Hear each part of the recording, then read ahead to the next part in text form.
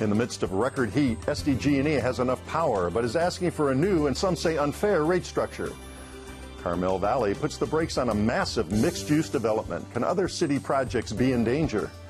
And the quaint village of Mesa may be looking at a makeover as the longtime mayor goes for one last term in office. I'm Mark Sauer, and the KPBS Roundtable starts now.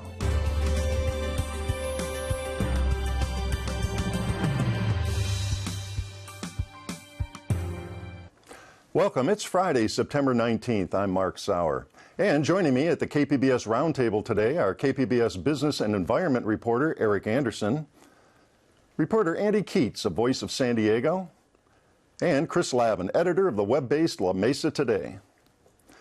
Well, NPR described it as a heat storm, days of record-setting temperatures punctuated by remnants of a powerful hurricane pushing into San Diego County. So far, we haven't had rolling brownouts. Even so, SDG&E has said it wants more power plants and to restructure the way we pay for our electricity. Eric, a lot going on this week on your beat, energy and heat and all. Let's start with that pay structure. What did they announce this week, and what are they proposing? Well, what the utilities, all the utilities, investor-owned utilities across the state of California, got the opportunity, thanks to some legislative action, to kind of regain control of how rates are set in California. So they've all made proposals that what they want to do is change the way we're charged for electricity. The way it works now in the SDG&E territory is that there are 4 electrical tiers. 2 of those tiers, the first 2 tiers, are below market prices for people who use the least amount of energy, and then the other 2 tiers are above market prices, above average prices for people who use more electricity. The idea being, when they were initially set up, that those would allow customers who are efficient to be able to save money by using less electricity. That would get their benefit. It would create an incentive. And what the utility wants to do is a couple of things. They want to shrink the number of tiers from 4 to 2, and they want to close the gap between those 2 tiers. So it's only about a 20% difference. And what that essentially means, and what a lot of people were complaining about when the CPUC was here in town earlier this week, is that they feel that the people who are now being very efficient and using small amounts of electricity are going to see a rate hike, and the people who are the heavier users are going to see a rate reduction, and they feel that that kind of sends the wrong message. Kind of a disincentive, as it were. We've got Mark Toney, Executive Director of the Utility Reform Network, speaking on Evening Edition. Here's why he thinks it's a bad idea. We are against any changes that penalize people for saving energy. The results of adding a $10 service fee and flattening the tiers means that 70 to 80% of all customers will see a higher bill at the end of the month, and a small number of customers who are very large users will get a discount. And we just don't think that's right. All right, so he doesn't think that's right. Now we've got SDG&E spokesman Stephanie Donovan responding to that. We absolutely are supportive of continuing to provide incentives for customers to conserve. But as I told you, we don't believe that the signals are right for those customers, those 70 to 80% of the customers that Mark is mentioning. They aren't getting the incentives to conserve. They have had an artificially low bill for years, and now it's time to level the playing field. All right, she's talking about leveling the playing field. Bottom line, SDG&E gets more revenue at the end, right? Actually, they don't, and that's when you look at this proposal, is they're going to get the same amount of revenue regardless of how they slice up the pie.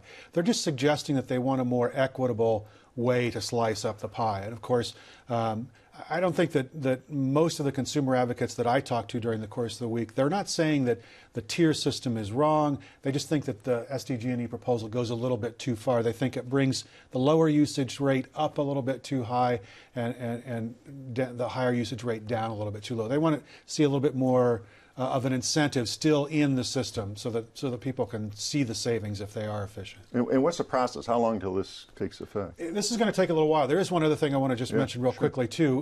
One thing that SDG&E is asking for, it's a $10 flat fee. So every month you will get your utility bill.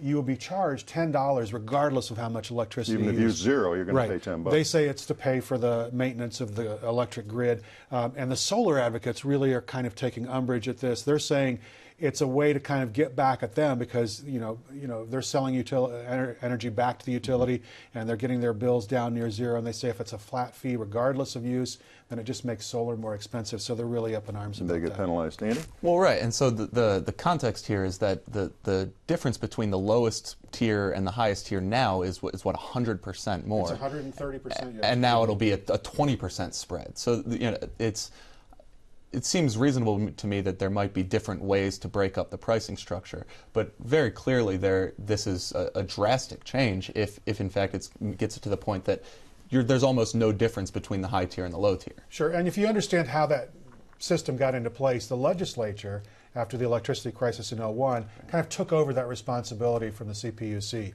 And they set rates and then capped them, the lower two tiers. They capped them at those rates. And that's why you saw over the 10 years raising of the higher two tiers, and that's why there's that big spread. And that's why they're working to get that back together. Chris? If the prices are basically going up at the lower end, does that give more incentive overall on the macro sense for solar? More people out there in the neighborhoods are going to say, I'm putting it on my roof. I think that's a good question, but I think when you include the flat fee proposal, that's the disincentive, because then you're creating extra costs that you have to make up. Solar, although there are a variety of different financing options available now, if you're interested in putting solar on your home, it's still a pretty big capital outlay. Right.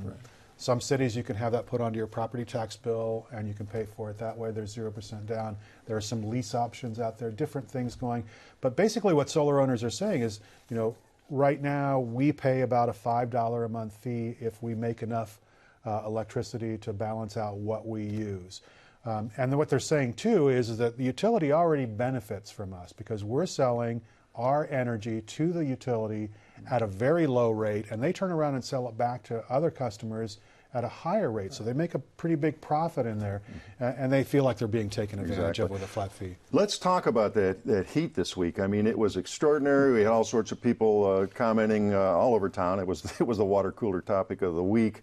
Is the future here? Is this climate change? A lot of scientists are very wary of taking any particular weather event and relating it to overall climate change, but this was extraordinary here this week.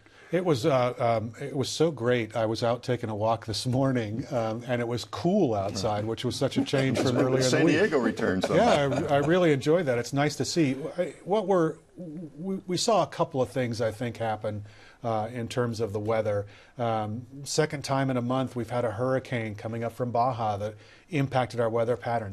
That's what brought us the heat to begin with. And of course, those storms can't move north if the ocean temperature isn't warm.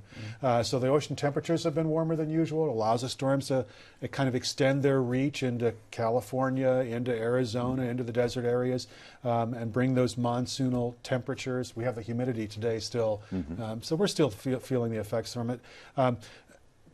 But it doesn't mean that the climate change is taking effect. I think you can look at a lot of things. I think NOAA was out today with information that said that last month was the hottest average month worldwide on record. And the oceans had been higher than the norm. Higher than normal, record and there's August, an indication there's a chance that there's going to be another El Nino during this summer, which could mean rain for us. Could be good for us, yeah. Could be very welcome. But I think you see the signs in a lot of different areas that global warming is starting to be felt in a lot of different ways, and we're kind of learning what that means in terms of our weather. And we got the notice today, SDG&E set a record for energy use, not surprising, with everybody cranking the air conditioning. When you've got the heat on Sunday, Monday, and Tuesday like we had, people go back to work on Monday. They turned on the air conditioner trying to stay cool. This is what life in Florida is like about 8 months of the year. Right.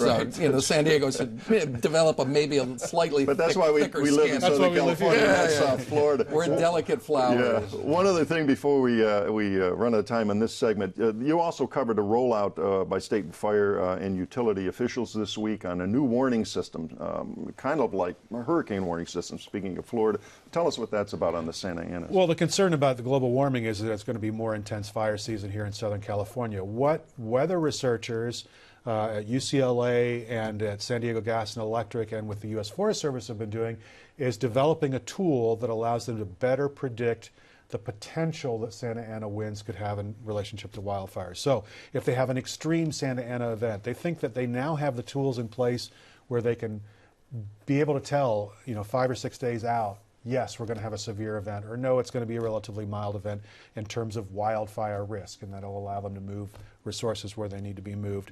And you'll be able to go to a website. It's, I think, www.santaanawildfirethreat.com. You can look at the forecast. Anybody can do it. Look at the forecast up to 6 days out and find out what the threat is going to be. Just how likely it's going to be that we may be in terrible fire conditions. And this is something they've been developing over the last couple of years. So firefighting agencies have already been using this information. They've just kind of fine-tuned it enough, and it's ready, for public consumption. And of course, we're coming right into the October season now. We'll all keep our fingers crossed that nothing terrible happens down here in the South. All right, we're going to shift gears now. San Diego's long-term development plan is called the City of Villages. The idea is to replace urban sprawl with dense, walkable communities served by public transit. But the idea of density doesn't sit well with those who already live in targeted neighborhoods.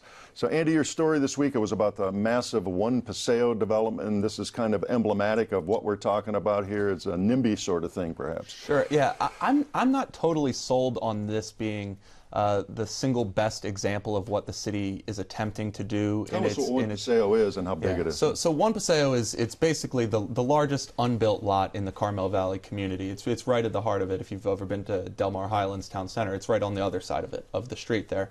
And they're trying to build what would be a very dense project. It's 600 housing units, 1.4 million square feet of total buildings spread across office towers and some residential spaces, and then kind of spread out around like a 23-acre campus-like facility that'll have a little walkable promenade and that sort of stuff. I mean, it certainly sounds like this village of the City of Villages. Yeah, right. So and in that respect it is. It's dense and it's a village and it'll be walkable. The problem, or maybe it's not a problem, but the reason it's a little bit more complicated than this being a perfect example is that transit is supposed to be front and center around these villages. It's supposed to be a network of villages connected by transit. There are plans for a rapid bus line to come to Carmel Valley and right at where this property is, but not until 2035. So from now until then, it's going to be dependent on a car to a large extent. And there are over 3,000 parking spaces there, which is pretty good evidence that they expect people to drive there. So I think that's one example that it doesn't quite fit into the conversation. I think another one is Carmel Valley is very far north. Carmel Valley it's like 17 miles from the city center. The idea is for this is to be centralized, is to be near things. Now, going back to that other hand, there's a large employment center up around Carmel Valley, Sereno Valley area. That's where most of the high-tech, biotech jobs in San Diego are. So you can kind of go back and forth, and I think that's why it's so controversial, is that it's not easy to say, hey, this is exactly what we're talking about in this city, you need to get in line. And it's also not easy to say, this is a disastrous monstrosity of developer greed, what are you thinking? And I think that's why over the last 6 years since this project first was proposed, it's continued and the fight has gone on for so long because it's just not easy. It's just not a simple thing to talk about. And the planning group, and we should say these are advisory groups, they really don't have the veto power, as it were, but they're not crazy about it. They wanted, they'll say, hey, we'll take a scaled down version, but this massive one, they're voted against it. Yeah, and even that was a controversial decision by the group. It was very clear that some of the members of the board wanted to make a strong statement and say, no, we do not like this project at all. End of story. And instead, what the board ultimately did was they said, this is 1.4 million square feet with 600 units. We could live with 800,000 square feet and 300 units. Now, of course, as you said, this is just advisory. Kilroy Realty, the developer of this project, is still going forward with their initial proposal, and that's what the City Council is going to vote on as early as December or so. Okay. Ultimately, it is the City Council that throws the holy water on this thing and all. Yeah. Now, Grantville is another community that's grappling with this whole City of Villages idea. That's a different sort of community, though. Give us the lowdown there. Yeah, so Grantville is, One Paseo, that's a vacant lot. Grantville is already on the trolley line. It's very much within the urbanized area of San Diego. It's pretty central. It's just west of where we are here at It's San just- Diego yeah, State. It's it's- along yeah, I-8 and north, just west of San Diego State. Right, it's very close to the North Park area, City Heights, and downtown. And as I said, it has its own trolley stop. Now, it's got these established communities that are kind of post-World War, first-generation suburban communities like Allied Gardens. And there is some opposition from those neighborhoods about what they're planning to do in Grantville, which is currently an industrial area. Light industrial. Light industrial. There's some shopping there. There's a Home Depot. But they would kind of turn the whole area into this mixed-use urban village. And this is being pushed by the city itself, not any specific developer necessarily. There's some property owners that own those industrial spaces that are very much in favor of it. But otherwise, you know, the river runs through there, San Diego River runs through there, so they think that you have an opportunity to create like a walkable river park and green spaces. And I think that is a better example of the City of Villages concept in action, because if you go through a checklist of the 8 or 10 things you're looking for, it kind of hits all the boxes. All right. Eric? Grantville has kind of had issues with development over the years, right? With the city, where there's some of the money that was supposed to be going into that community, there were attempts to kind of move it out of that community. So it doesn't seem like there's that cohesive push inside the community. It always seems to be Coming from the outside. pressures to develop there. Yeah, I think that's true. And I think the other thing that was in dispute during the redevelopment era was that it was deemed a redevelopment area, and people there said, you know, the primary purpose of redevelopment is to combat blight, and this isn't a blighted area, right? And so, you know, interestingly enough, this plan that the city is pushing now kind of did originate there.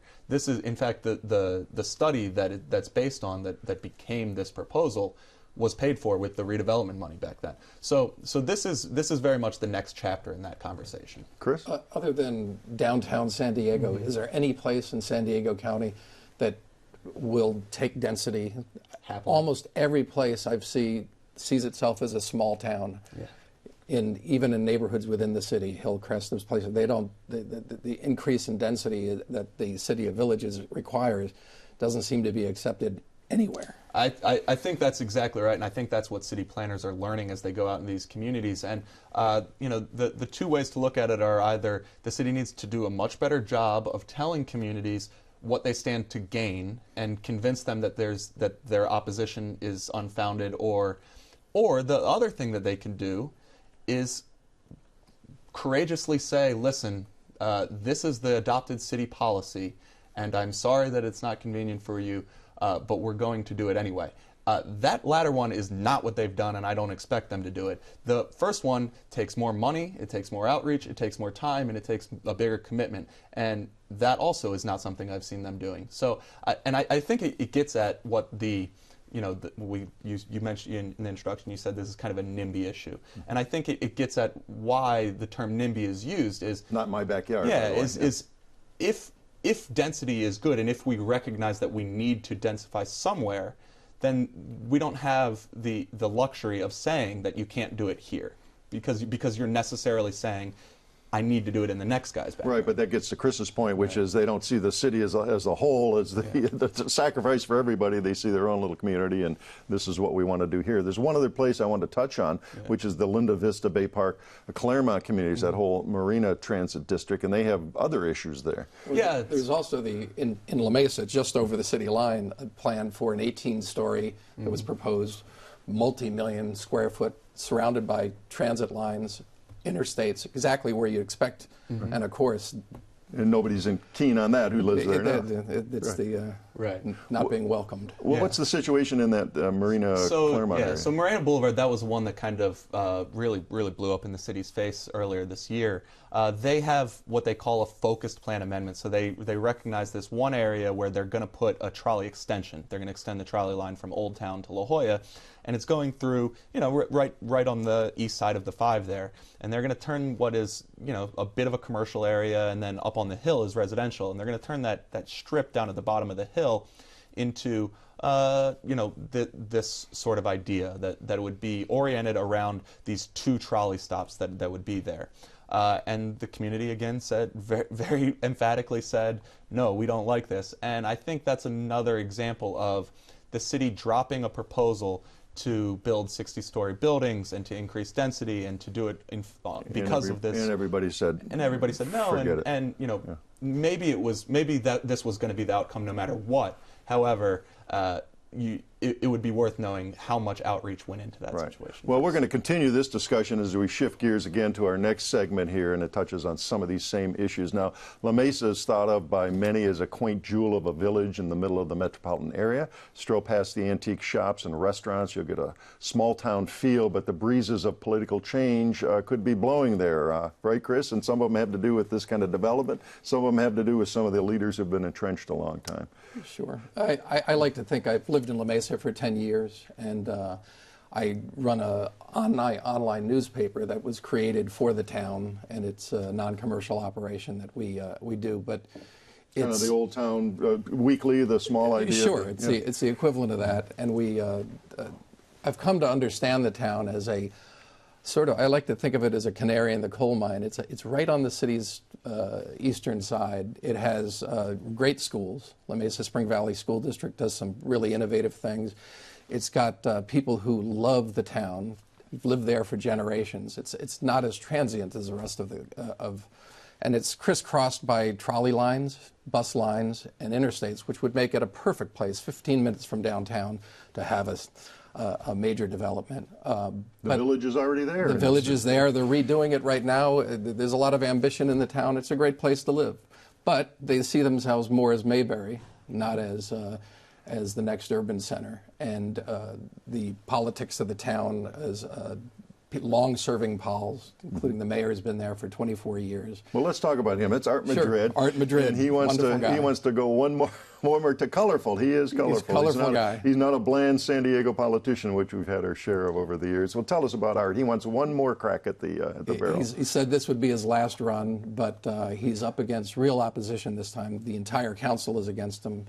Like many long-serving politicians, they develop enemies over time, and Art has had his strong points and weak points in town. So he wants to go one more time. He's up against a kid he mentored for a while. Mark Arapastathis is a local hero. He runs theater groups. He's a school teacher. He's beloved in town, and he's supported by virtually every other politician in town to knock Art off. Mm-hmm. And that race began really last night with its first campaign, its first debate night.